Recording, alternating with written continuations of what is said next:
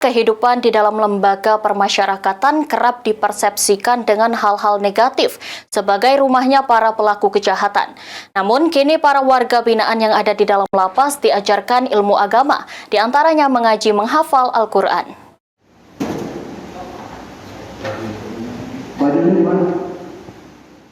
Stigma buruk warga binaan yang menghuni di balik jeruji besi kini terbantahkan oleh para penghuni lapas kelas 2A Tanjung Raja Ogan Ilir, di mana dalam lapas para warga binaan rutin menggelar kegiatan keagamaan khususnya mengaji.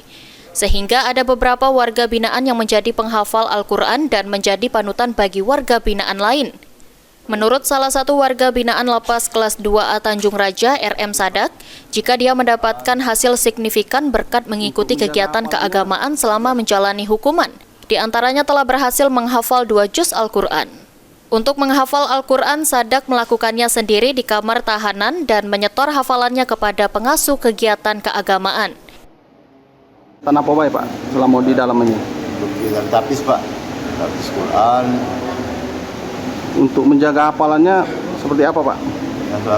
Yang penting dalam hafalan itu Pak, kita tentang hafalan itu kita sering berrojaah.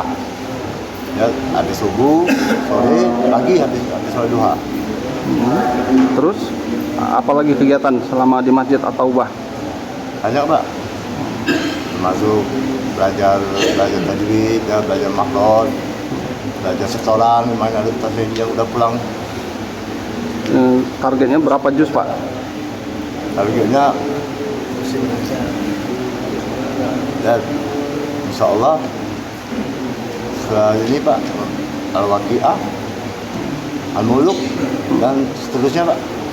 Targetnya minimal 10 juz mungkin Pak. Targetnya Pak ya. Sadak sendiri harus menjalani hukuman di penjara selama 6 tahun atas kesalahan yang dilakukannya. Ahmad Romawi, PAL TV.